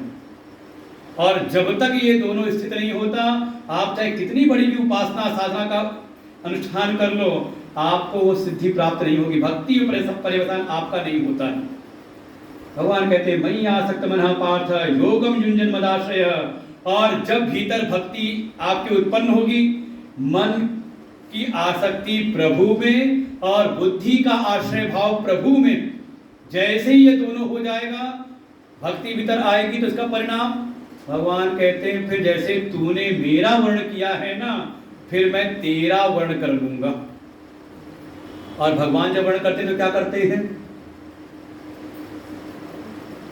ददामि बुद्धि योगम, ये 10वें अध्याय में कह करके आए गएंगे आगे इसी में, उसको मैं बुद्धि योग प्रदान करता हूं। और सूत्रपात इसी श्लोक में किया है कि हे पार्थ, जब तेरा मन मुझ में आसक्त होगा, बुद्धि मुझको ही आश्रय भाव से पकड़ लेगी, और तू अपने साधनों को करेगा, तो जो भी साधन है संसार के कोई कर्तव्य भी है, संसार में आप कर्तव्य करो, लेकिन मन और बुद्धि भगवान में लगी रहे। परिणाम भगवान कहते, हे अर्जुन तो चिंता ना करो, असंशयम समग्रम माम, तू मुझे समग्र रूप में, माम समग्रम, समग्र रूप में तू मुझको जान जाएगा। संशयम समग्रम माम यथा ज्ञास्यसि तद शृणु, जिस प्रकार से तू मुझको समग्र रूप में जान लेगा, और ज्ञान भी कैसा, का संशय से रहित, उसको तू सुन। यही है भागवत जी में कि भक्ति है तो उसके दो पुत्र भी होने चाहिए, ज्ञान और वैराग्य। भक्ति ज्ञान की जननी है, अगर ऐसी भक्ति है तो भीतर ज्ञान उत्पन्न होना ही चाहिए, और नहीं हो रहा तो, ज्ञान की प्रति रुचि नहीं है, ज्ञान भीतर धारण नहीं हो रहा, तो समझे अभी भक्ति में कोई दोष है। या तो मन अगर अलग भाग रहा है, या तो बुद्धि कहीं और जा रही है, और ये होता है जीवन में। कई ऐसे, आप देखो, इसको समझना हो तो अपने अनुभव से समझ सकते हैं, अपने जीवन व्यवहार से। इसी समाज में, इसी संसार में कोई आता है और कहता है भगवान की पूजा तो करना चाहते हैं लेकिन मन नहीं लगता। होंगे बहुत सारे, कहो सभी ऐसे ना हो कि बिल्कुल ऐसी स्थिति है, चाहते तो हैं कि पूजा करें, नियमित पूजा करें, भगवान की सेवा करें, लेकिन मन लगता नहीं। क्यों नहीं लगता? देखो, बुद्धि ने आश्रय भाव तो दृढ़ किया है। अगर हम पूछें कि लगाना क्यों चाहते हो, तो कहीं ना कहीं एक भीतर से जवाब निकलता है, अरे प्रभु को नहीं भजेंगे, प्रभु की सेवा नहीं करें तो जीवन कैसे ठीक होगा, है ना। तो बुद्धि ने आश्रय भाव तो माना है भगवान को, लेकिन मन की जो आसक्ति वो संसार के विषयों में, उसी प्रकार से संसार की सेवा में तो बढ़िया करता है, बिल्कुल तन्मय होकर के। अच्छा, वही कोई ऐसा भी है जो बिल्कुल नियम से पूजा पाठ करते हैं, सवेरे भी मंदिर, शाम को भी मंदिर, घर आकर के भगवान की पूजा, नियम पूरे हैं, व्रत उपासना तीर्थ जग योग सब करते हैं। तो मन तो लगा हुआ है भगवान में, लेकिन भगवान मिल जाए तो चाहते क्या है, हे प्रभु थोड़ा धन की व्यवस्था ठीक ठाक हो जाए, धन कुछ, बच्चे की नौकरी लग जाए, उसका इंक्रीमेंट बढ़ जाए, उसकी सैलरी बढ़ जाए, है कि नहीं। क्या मांग रहे हैं, का मन तो लगा है भगवान में, पूरे नियम से पूजा पाठ उपासना जो बताया पहले से ही। अरे कई बार तो पूछते हैं कि क्या कौन सी उपासना करें, हमें अभी क्या करते हो, तो पूरी दिनचर्या बता देते हैं। अभी आज सुबह ही फोन आया कि इसका भी मैं पाठ करता हूँ, इसका भी पाठ करता हूँ, इसका भी पाठ करता हूँ, ये भी पाठ करता हूँ, वो भी, मतलब विष्णु सहस्त्र नाम का पाठ, श्री सूक्त का पाठ, पुरुष सूक्त का पाठ, उसी में गीता जी का पाठ। और क्या करूं, हमने कुछ मत करो, केवल गीता का पाठ करो, बाकी सब छोड़ दो, बहुत हो गया पाठ, क्योंकि अवस्था उन्होंने बताई कि हो गई 70 वर्ष की। हमने कहा गीता जी में मन लगाओ, गीता जी का ही पाठ करो, ज्यादा भटको मत। नियम पूरे हैं, मन तो लगा है भगवान की सेवा में, लेकिन बुद्धि का आश्रय भाव कहाँ है, भगवान में नहीं है। इसलिए भगवान से भगवान को नहीं चाहते, चाहते क्या है, प्रभु धन की व्यवस्था हो जाए, प्रभु जन परिवार सगे संबंधी हमारा परिवार ठीक ठाक हो जाए, फले फूले, हे प्रभु कम से कम ये शरीर तो ठीक ठाक रहे, है कि नहीं। तो लगता है ना कि किसी का मन लगा है तो किसी की बुद्धि, और भगवान कह रहे हैं दोनों को लगाओ। 8वें अध्याय में भी कहेंगे, मैं ये मन, मुझ में अपने मन को, मैं अर्पित मनो बुद्धि, मुझ में अपने मन और बुद्धि को अर्पित करो। और यही बात आकर के 12वें अध्याय में हमें यही सब पढ़ना है बार बार, मन और बुद्धि को अर्पण करें। तो ऐसा करते हुए फिर परिणाम क्या होगा, उसका पर्यवसान, मुझको तू जान लेगा। और कहते हैं केवल ज्ञान नहीं, केवल भौतिक ज्ञान नहीं, बल्कि साथ ही साथ इसका विज्ञान भी तुझको प्राप्त होगा। ज्ञानम तेहम सविज्ञानम इदम वक्ष्याम शेषतः, हे अर्जुन तुझको मैं अशेष रूप में, कुछ भी शेष नहीं छोड़ूंगा, बिल्कुल अपना समग्र ज्ञान, अपना समग्र स्वरूप। और उसमें स्वरूप में दोनों बात आ गई, सगुण भी निर्गुण भी, आधा अधूरा नहीं। यही बात पूछी है भागवत जी में ब्रह्मा ने नारायण भगवान से, जब तपस्या की, भगवान ने दर्शन दिया, आज्ञा दी कि जाओ सृष्टि का सृजन करो, सृष्टि का विस्तार करो। तो ब्रह्मा जी ने कहा मैं करूं तो, लेकिन मेरे मन में कुछ जिज्ञासाएं हैं। ठीक है, आवाज़ आ रही, थोड़ा बढ़ा दो आवाज़। कुछ जिज्ञासाएं हैं, मैं जानना चाहता हूं। क्या जानना चाहते हो? पहले ही प्रश्न पूछा, जानियाम तरूपे, आपके रूप को परावरे, जो एक आपका परस स्वरूप है और दूसरा जो आपका अवर स्वरूप है, दोनों को जानना चाहता हूं। अवर अर्थात सगुण साकार जिसको आप बोलते हो, और परस स्वरूप जिसको हम कहते हैं निर्गुण निराकार सर्वव्यापक तत्व के रूप में, दोनों को ही मैं जानना चाहता हूँ। समय चल नहीं रहा मैं, हाँ तो ले आओ, उसको ला के रखना चाहिए। दोनों स्वरूप को मैं जानना चाहता हूँ। वही पूछा, ऐसे ही भगवान कह रहे तू मेरे समग्र स्वरूप को जान लेगा। मैं जो हूँ, जैसा हूँ वैसा तू जान लेगा। और केवल जाने का, केवल बुद्धि का ही ज्ञान नहीं, बल्कि उसका विज्ञान, विज्ञान अर्थात कोई साइंस की बात नहीं, विज्ञान माने उसका अनुभव। जैसे एक थ्योरेटिकल ज्ञान है और दूसरा प्रैक्टिकल, वह कहे दोनों मैं करा दूंगा। और फिर आगे अपने स्वरूप का उपदेश करते हुए 8वें अध्याय में, 9वें अध्याय में, 10वें अध्याय में पुनः फिर सूत्र इसी को वापस कर सकते हैं कि जो कोई भी ऐसा मेरा भक्त है। कैसा भक्त? तो कहा मच्चित्ता मद्गत प्राण बोधयन्तः परस्परम कथयन्तश्च माम नित्यम तुष्यन्ति च रमन्ति च। ऐसा कोई हो जिसने अपना चित्त मुझ में लगा रखा है, मद्गत प्राण, जिसने अपनी इंद्रियों को भी धारण कर रखा है केवल मेरे लिए, अपनी इंद्रियों को मुझ में लगा रखा है। बोधयन्तः परस्परम, आपस में अगर चर्चा भी किसकी तो कहा मेरी। और ऐसा करते हुए कैसा कर रहा है? तो कहा तेषाम सतत युक्तानाम भजताम प्रीतिपूर्वकम। ऐसा जो कोई भी सतत युक्त होकर के मेरा भजन करता है, प्रीतिपूर्वकम, मजबूरी में नहीं, कुछ जरूरत है तो नहीं, भय से नहीं, कैसे?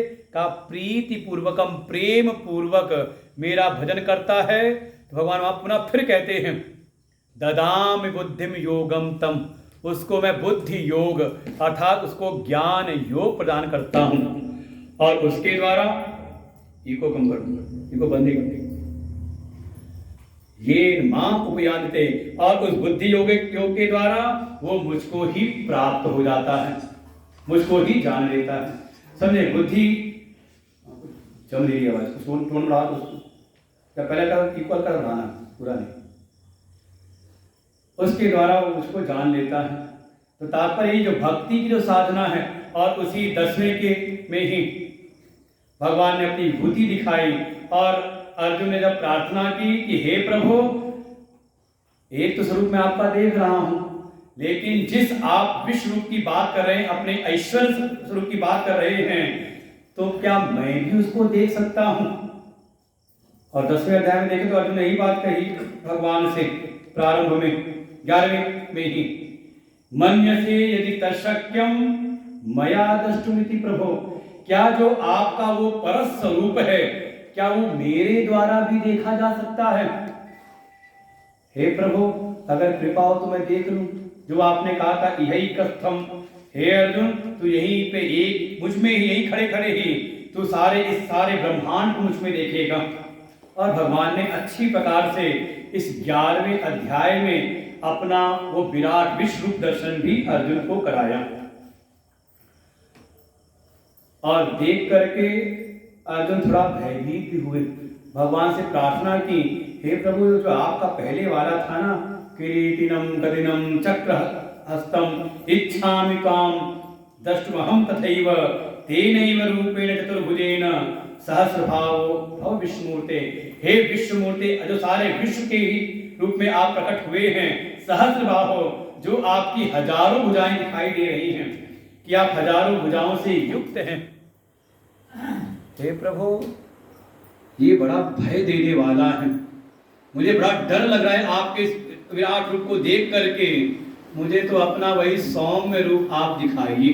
कौन सा? तो कहा किरीटिनम गदिनम चक्रहस्तम, जो आपका चतुर्भुज रूप है, जो मुकुट पहने हुए हैं, एक हाथ में गदा है, एक हाथ में चक्र है, एक में धनुष धारण किए हुए हैं, एक हाथ में शंख है। ऐसे मैं आपके उस सौम्य स्वरूप को देखना चाहता हूँ। और भगवान पे प्रसन्न होकर के अपने उसी रूप में वापस आ जाते हैं। और भगवान ने कहा, हे अर्जुन, ये जो मेरा तूने स्वरूप देखा है ना, मेरा विश्व रूप, ये वास्तव में देवताओं को भी अत्यंत दुष्कर है।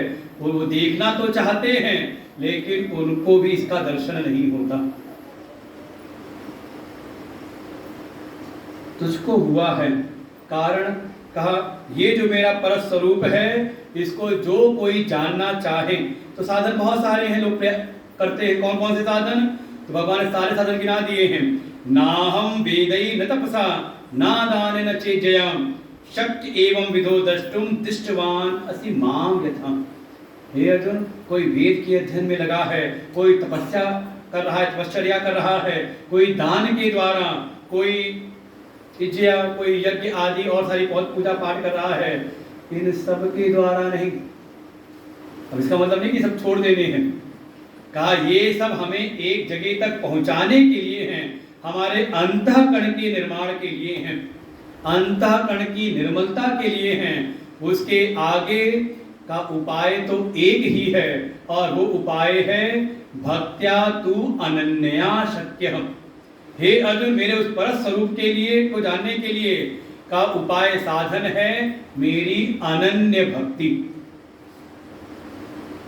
अनन्य भक्ति का जहां पर कोई और अन्य ना हो। जब तक कोई और है ना, तब तक अनन्य भक्ति नहीं है। तो वो आप भी हो, साथ में हमारा परिवार भी बहुत बड़ा है, कुछ छोटा नहीं है, पैसे की भी कोई कमी नहीं है, और अपना शरीर भी देखो बिल्कुल हमने बना रखा है, बढ़िया स्वस्थ तंदुरुस्त है। जब तक भगवान के अतिरिक्त कोई और आश्रय है, तब तक अनन्य भक्ति नहीं। अन्याश्रयाणाम त्याग अनन्यता, ये भक्ति सूत्र में देवस्थान ने कह रखा है। किसी अन्य आश्रय का ध्यान न बने, केवल और केवल आश्रय भाव भगवान में, इसका नाम है अनन्य भक्ति। न अन्य इति, कोई और है नहीं। और ये अर्जुन पहले ही कह के आए थे दूसरे में ही अध्याय के प्रारंभ, जब शरणागति ग्रहण की थी उस समय अर्जुन ने ये बात स्पष्ट कही थी, नहीं प्रपश्यामि ममापनुद्यात् यच्छोक मुशोषणम इंद्रियाणाम।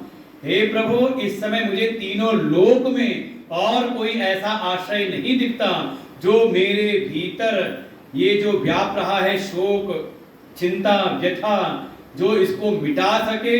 मुझे आपके अतिरिक्त कोई और आश्रय नहीं दिखाई देता, आप ही कृपा करो।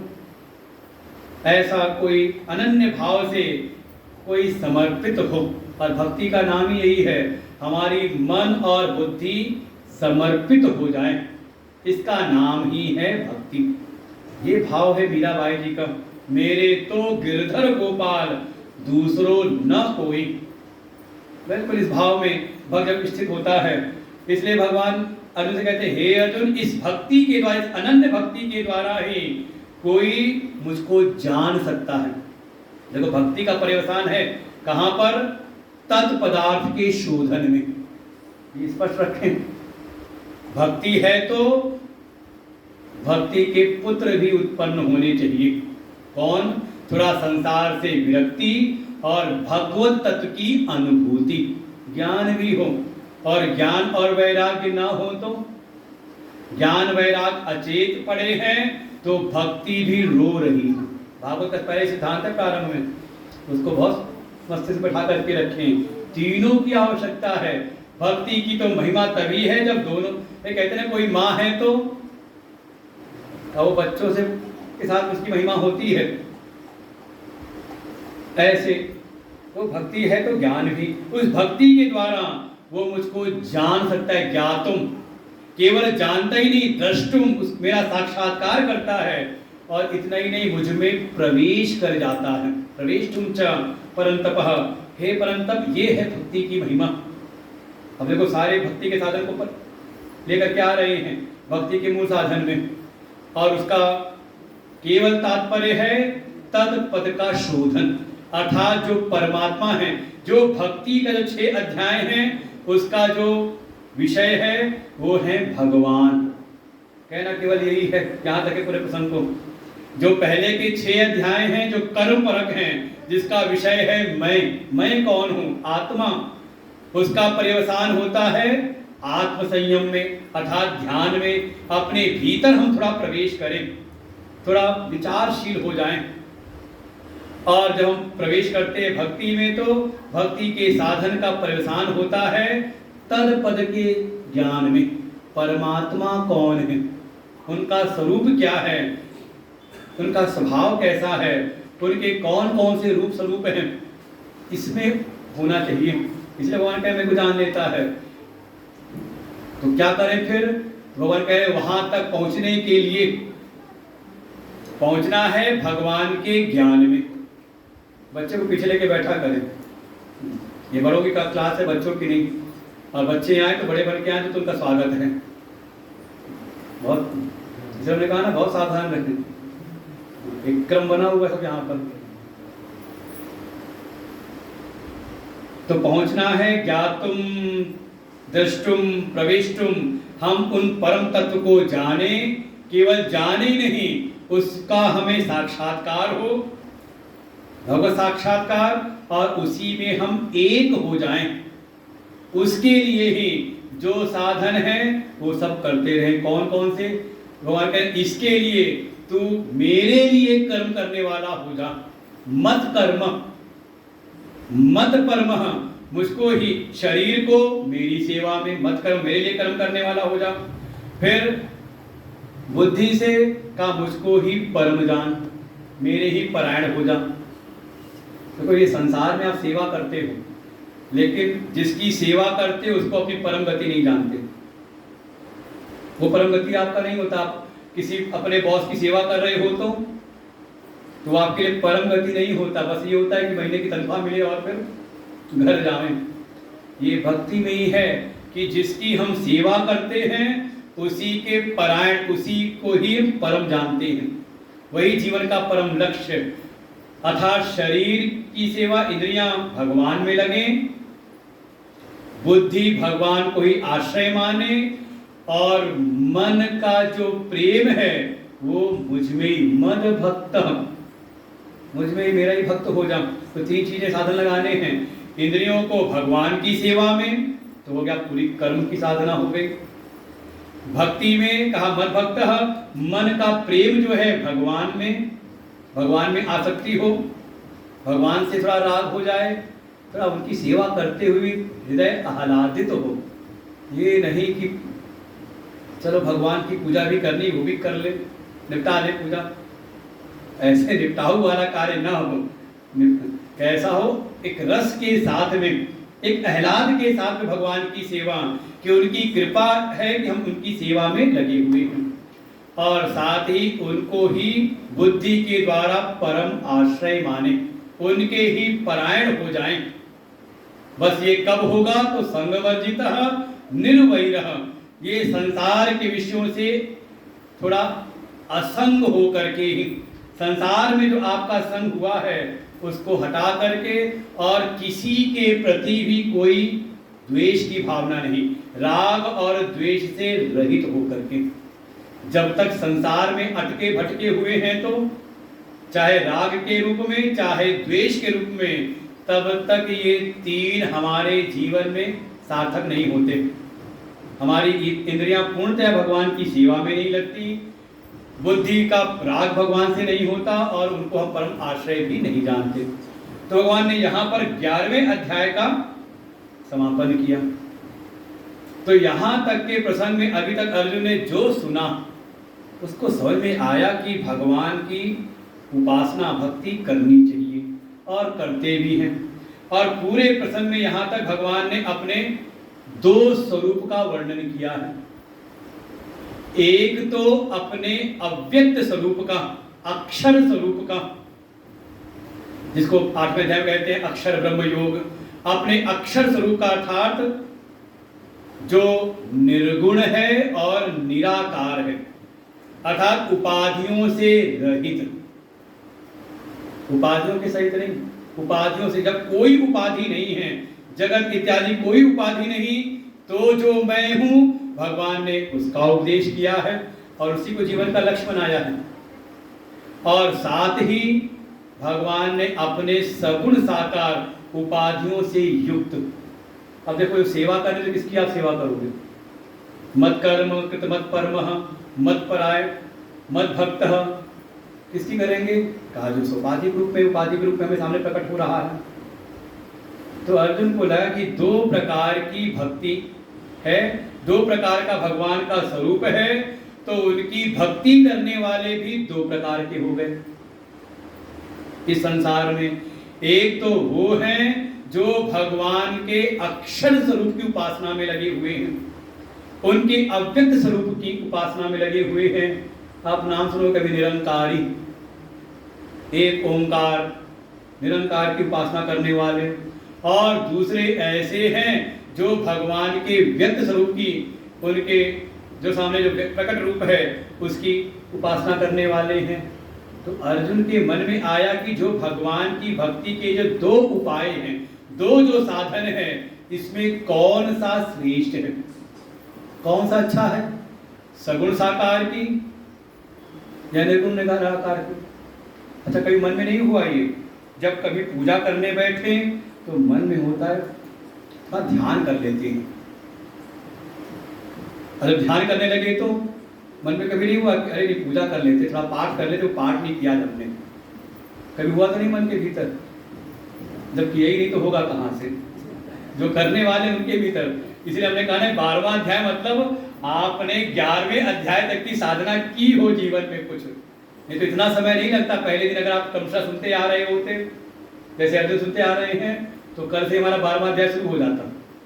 लेकिन यहाँ तक इस मनोभूमि तक लाने के लिए तो समय ज़्यादा लगता है, क्योंकि हमें तो लगता है कि यहाँ पर इसके पहले कोई अध्याय का प्रवचन हुआ हो गीता जी का पहली बार, और सीधे 12वीं क्लास में पहुँचना है, 12वें अध्याय में पहुँचना है, तो कम से कम वो मनोभूमि तैयार हो कि जैसा हम संसार में सुनते हैं भगवान के दो स्वरूपों के बारे में, ये तो समझ में आ रहा होगा।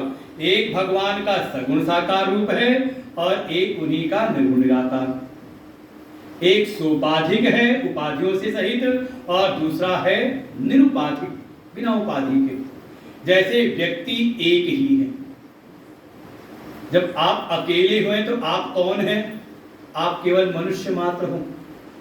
आप कहे तो मैं स्त्री हूं, मैं पुरुष हूं, अकेले हैं बिल्कुल, कोई उपाधि नहीं, कोई संदर्भ सामने नहीं है। लेकिन तभी एक संदर्भ, एक उपाधि सामने आई, एक संदर्भ आया, आपके माता पिता सामने आ गए, तो आप कौन हो गए?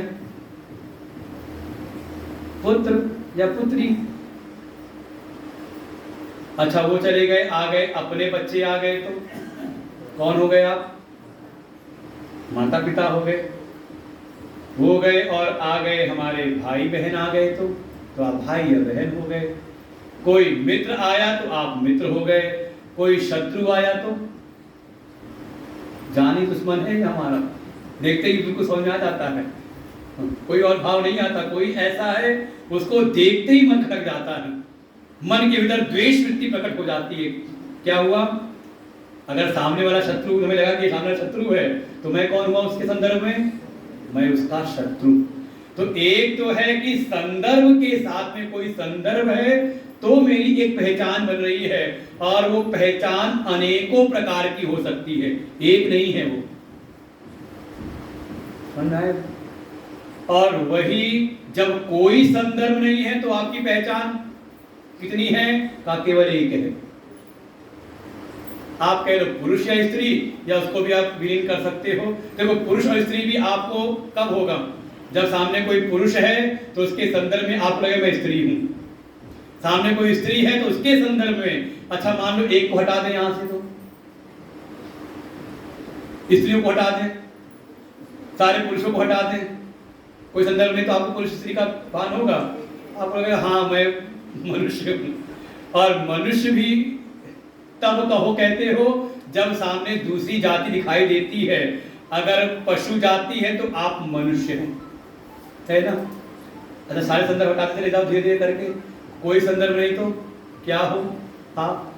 तो आप कहोगे मैं हूं, इतना मुझको ज्ञान हो रहा है। तो ऐसे ही जैसे आपका एक संदर्भों के सहित सोपाधिक आपका परिचय हो रहा है, और एक जब कोई उपाधि नहीं है तो आपका एक परिचय है। उसमें ज्यादा क्या कहते हैं, व्यभिचार नहीं हो रहा। उपाधियों में अगर साथ दे रहे हैं तो व्यभिचार हो रहा है, बदल रहा है बार बार परिचय आपका। अरे धन के सापेक्ष में आप धनी हो जाते हो या निर्धन हो जाते हो, लेकिन सारे संदर्भ को हटा दें, कोई संदर्भ नहीं है, कोई उपाधि नहीं, तो क्या है का केवल मैं हूं, मेरा एक परिचय हो गया। तो कौन सा ज्ञान वाला अच्छा है? संदर्भों साथ वाला, जिसको संदर्भों के साथ ज्ञान हो रहा है और जिसको बिना संदर्भ का भी अपना ज्ञान है। वहां पे तो निर्णय कर लिया, अर्जुन निर्णय नहीं कर पाए। जैसे अपना ऐसी भगवान का भी, एक तो भगवान को हम जगत के संदर्भ में देखते हैं, तो जगत के संदर्भ में देखा तो सृष्टि का कर्ता है, सृष्टि का पालन करने वाला और सृष्टि का संहर्ता भी है। आपने कर्मों की दृष्टि से देखा तो आपने कर्म फलदाता से समझ लिया आपने। अरे भक्त के सापेक्ष में भगवान, भक्ति ना हो तो एक तो संदर्भों के आधार पर आपको जानने वाले हैं, और कोई ऐसे भी हैं जो आपको संदर्भों से रहित। देखो दो प्रकार के हैं, राम ब्रह्म चिन्मय अविनाशी सर्व रहित सर्व पूर्ववासी। देखो ये ज्ञान निष्पत्ति हुई है पार्वती जी के मन में जब भगवान शिव ने उपदेश किया है। जो पहले पूछ रही थी, जो निप्तनयत ब्रह्म किमी नार विरह मति भोरे, जो ब्रह्म है अर्थात संदर्भों से रहित है वो, और जो उपाधि के साथ आ गए तो कैसे हो सकते हैं वो राजकुमार, कैसे हो सकते हैं? जिनको था कि ये कैसे हो सकते हैं, उनको ही हो गया मैं दोनों जान गई।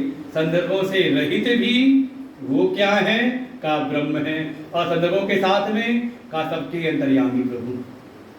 तो ये दोनों प्रकार से देखो जान करके, और फिर उसके अनुसार फिर जो जीवन में व्यवहार का वर्तन करते हैं अर्थात उपासना करते हैं, तो दोनों में कौन श्रेष्ठ है? समझ आगे प्रश्न पढ़ते फिर श्लोक को दोबारा। अर्जुन उवाच एवं सतत युक्ताये भक्तास्त्वां पर्युपासते ये चाप्यक्षरमव्यक्तम् तेषां के योगवित्तमाः। तेषाम अर्थात उनमें, के योग वित्तमः उनमें कौन ज्यादा उत्तम साधनों को जानने वाला है। वित्तमा पूछा, वियोग वित्तमा पूछा, योग माने उपाय को। देखो दो उपाय आ गए, दो प्रकार के भगवान के स्वरूप, अक्षर और एक व्यक्त, एक अव्यक्त निर्गुण निराकार और एक व्यक्त सगुण साकार। दो स्वरूप है, तो दोनों को जान करके दो प्रकार से उनकी उपासना करने वाले दो हुए। तो दोनों में कौन उत्तम योग वेदता है, कौन ज्यादा अच्छा है? कौन में तो किसी को कहा एवं सतत युक्ताय, लेकिन भक्त दोनों उत्तम है। तो दोनों की भक्ति कैसी है तो कह रहे हैं सतत युक्त होकर के। वो वाले भक्तों की चर्चा यहाँ नहीं चल रही जो संडे करते हैं, चलो छुट्टी है तो आज 6 दिन करो मौज और 7वां दिन का आज होली डे है। होली डे मतलब छुट्टी का दिन नहीं, आज जाना चाहिए भगवान की, आज पवित्र दिन है, आज भगवान की पूजा करनी चाहिए। या फिर आई जन्माष्टमी, नंदगण आनंद भयो, खूब झूम रहे पूरी रात 12 बजे तक, और जैसे ही अगला दिन आया तो कहा फिर अब अगले बरस आवेंगे। ये तो आने वाली गणेश चतुर्थी आने वाली है, खूब झूमेंगे। कहीं शिवरात्रि आई तो खूब झूमा। उसके बाद कहते हैं सावन चल रहा है, सावन के महीने में हम लहसुन प्याज नहीं खाते। मतलब 1 महीने तो हम रहे भक्त और बाकी के 11 महीने अभक्त है कि भक्त है कुछ पता नहीं। ऐसों की चर्चा नहीं है जो मौका देख करके भगवान की उपासना करते हैं। अर्जुन कह रहे सतत युक्ता, मतलब दोनों ही जो हैं उपासना करने वाले हैं वो सतत युक्त हैं, निरंतरता के साथ करने वाले हैं। नैरंतर्येण भगवत कर्माद यथोक्ते, जो भगवत कार्यों में अपने मन को लगाए रहते हैं सतत वो करके। कौन कौन? तो कहा एवं ये जो इस प्रकार, जैसे आपने कहा मत कर्म मत परम मद भक्त, जो आपके सोपाधिक सगुण साकार में सतत होकर के अपने आप को लगाए रहते हैं। त्वाम उपासते, ऐसे कुछ भक्त हैं जो आपकी उपासना करते हैं। हमें लगता है हमारी नम्रता माता जी हैं, बिल्कुल इनकी भक्ति क्या है, सतत, चाहे कहीं जाए। हमने हरिद्वार में देखा इनको, 11-12 तो दिखाई नहीं देती हैं, क्या कर रही? तो दुबे जी बताते हैं पूजा में बैठी हैं, मतलब जहाँ भी है बिल्कुल उनकी पूजा, उनके भोले बाबा के है पूजा चल रही है, अभिषेक चल रहा है, क्या है? निरंतरता के साथ में। और दूसरे कौन हैं? का ये च अपि, एक और भी हैं, दूसरे हैं अपि कौन? का अव्यक्तम, जो व्यक्त सगुण साकार सुपाधिक नहीं बल्कि आपका ही जो अव्यक्त स्वरूप है, जो इंद्रिय गोचर नहीं होता, जो इंद्रियों के सामने व्यक्त ना हो, उसको कहा अव्यक्त। उसकी उपासना में हमें लगता है हमारे दुबे जी हैं। फिर पूजा पाठ में नहीं लगते, लेकिन गुरु जी का सत्संग हो तो, ज्ञान की बात हो तो हरिद्वार पहुंच जाएंगे, आश्रम पहुंच जाएंगे, जहां कहीं सत्संग हो तो। उसमें उनकी पूजा पाठ में हमने कभी देखा कि पूजा पाठ कर रहे हो कि जब चढ़ा रहे हो कि कुछ जबरदस्ती बैठा के कोई अनुष्ठान में करा दिया जाए तो कर लेते हो, लेकिन भगवान से प्रीति, ऐसा नहीं कि भगवान से प्रीति नहीं, भगवान से प्रीति है, लेकिन भगवान के सत्संग में, ज्ञान में उनका मन प्रगाढ़ता से लगा हुआ है। तो दो हो गए ना, और तो दृष्टांत भी दे दिया है। और नहीं तो आप दृष्टांत देखना हो तो एक कबीर और दूसरे सूर, तुलसीदास जी को नहीं कह सकते, वो दोनों को समन्वय बना के रखते हैं। उनका तो किसी ने पूछा भगवान कैसे हैं, तो कहा हृदय में निर्गुण है और नयनों के समक्ष का सगुण है। वो तो समन्वय बना के रखते हैं दोनों में। लेकिन कबीर जी की जो उलटभाषी है केवल और केवल निर्गुण में, उनके सारे पद निर्गुण को लक्षित करते हैं। और सूर्य जी के भले भगवान के दर्शन नहीं किए, लेकिन जो उनको बचपन से संस्कार मिले, जिसको आंख वाले नहीं कर सकते, लेकिन बिना आंख के भी कहा उन्होंने जो पद गाए हैं सब भगवान के सगुण की महिमा में। तो दो प्रकार के हो गए, सतत युक्त लगे हुए हैं। इनमें कौन श्रेष्ठ है? उपायों को जो लगे, जिन उपायों को जान करके, जिस ज्ञान के वशीभूत होकर के वो उपाय कर रहे हैं, तो उनमें कौन श्रेष्ठ है? तो कौन श्रेष्ठ है, कौन ज्यादा अच्छा है? अब पूछे अगर नम्रता माता जी की वीरेंद्र दुबे जी, भैया एक को भी कह दे अच्छे हैं तो दूसरे वाले कहना ठीक है, बताते हैं महाराज जी को फिर अगली बार। भगवान भी देखो बिल्कुल बिल्कुल डिप्लोमेटिक हैं। आपसे पूछे कि कौन श्रेष्ठ हैं, तो जिसमें जो लगा होगा कहेगा नहीं सगुण वाले बढ़िया हैं, निर्गुण वाले कतई ठीक नहीं। और कोई निर्गुण वाले हैं तो कहेंगे क्या गुड्डे गुड़िया के खेल में लगे हुए हों। भगवान का जो उत्तर है कौन श्रेष्ठ है, भगवान कहते हैं कल बताएंगे। आज यही ध्यान रखें कि गीता जी का विषय है ब्रह्म विद्या, उपनिषदों में प्रतिपादित ब्रह्म विद्या, और प्रयोजन है स्वरूप में अवस्थान, जीव को उसके वास्तविक स्वरूप की पहचान करा करके उसी में स्थिति प्रदान कर देना। और उसके लिए ही उपनिषदों के महावाक्य जो तत्वमसि है, उसी पर आधारशिला है श्रीमद् भगवत गीता की। प्रारंभ के जो 6 अध्याय हैं वो त्वम पद के का विचार कराने के लिए हैं। त्वम पद का और विषय है वो मैं कौन हूं, आत्मा क्या है, ये उसका विषय है। और उसका परिवेशन होता है ध्यान में, समझे, भीतर आत्म संयम हो जाए अपने को जान करके। और फिर इसके बाद प्रारंभ होता है भक्ति। जब तक आत्मशोधन नहीं हुआ है, तब तक, जब तक आप संसार के इस देह आदि में, देह में आसक्त हो, तो भगवान की भी जो पूजा करते तो इसी को ठीक करने में लगे रहते हो, भगवान को पाने के लिए नहीं। जब ये स्थिति आई तो इसके बाद प्रारंभ होती है भक्ति, जिसका विषय है भगवान कौन है, तदपद का विचार, भगवान कौन है, उनका स्वरूप क्या है।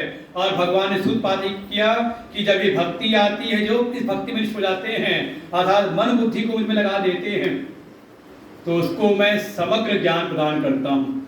सोई जानहि जेहु देहु जनाई, जानत तुम्हें हो जाए। समझे भगवान की कृपा, बिना भगवान की इच्छा के आप जान भी नहीं सकते उनको। और वो तब भक्त, और एक कह सकते हैं, जब तक भगवान वर्ण ना कर ले, भक्त तो वर्ण करे, उसकी जब वर्ण की शुद्धि है, आत्म संयम हुआ, तब ऐसे भक्त का भगवान वर्ण करते हैं। और भगवान कहते हैं उसको मैं वर्ण करके ज्ञान के अपना विज्ञान भी करा देता हूँ, ददामि बुद्धि योगम, उसको बुद्धि योग ज्ञान देता हूँ, जिसके द्वारा मुझको जान लेता है। केवल जानता ही नहीं, मुझको देख लेता है, अनुभव कर लेता है। केवल अनुभव ही नहीं, मुझ में ही प्रवेश कर जाता है। मीराबाई जी बिल्कुल रणछोड़ राय में प्रवेश कर गई हैं, ऐसी कथाएं आती हैं, बिल्कुल ऐसी स्थिति प्राप्त होती है। तो उसका विषय है भगवान। भगवान कौन है? मोक्ष कारण सामग्र्याम भक्ति रेव गरीयसी। स्वयं भगवान आद्य भगवान शंकराचार्य कहते हैं, मुक्ति की जितनी भी सामग्रियां हैं, जितने भी साधन सामग्रियां हैं, उन सब में भक्ति श्रेष्ठ है। गरीयसी, बस भक्ति है क्या तो तुरंत कह देते हैं, स्वस्वरूप अनुसंधानम भक्ति रेव इत्यभिधीयते। भक्ति है क्या का अपने स्वस्वरूप का, परमात्मा के स्वरूप का अनुसंधान कर लेना, इसी का नाम है भक्ति। और कैसे, तो भगवान आगे बताएंगे। तो दो प्रकार के, फिर से भी कहा, दो प्रकार के भक्त हैं। जैसे भगवान के दो प्रकार के स्वरूप, एक उनका सगुण साकार व्यक्त स्वरूप, और दूसरा निर्गुण निराकार अव्यक्त स्वरूप। तो दोनों में दो प्रकार के लोग लगे हैं, तो कौन से श्रेष्ठ हैं भगवान कहते हैं, फिर कल बताएंगे, कल जो आएगा वो सुने। ओम पूर्णमदः पूर्णमिदं पूर्णात् पूर्णमुदच्यते पूर्णस्य पूर्णमादाय पूर्णमेवावशिष्यते। ओम शांति शांति शांति। हरि ओम। श्री गुरुभ्यो नमः। हरि ओम। अब कल से आप जल्दी चलेगा, आगे स्पीड बढ़ जाएगी। अभी तक क्या था कि वो एक पृष्ठभूमि पूरी तैयार हो जाए, भगवान बताना क्या चाह रहे हैं।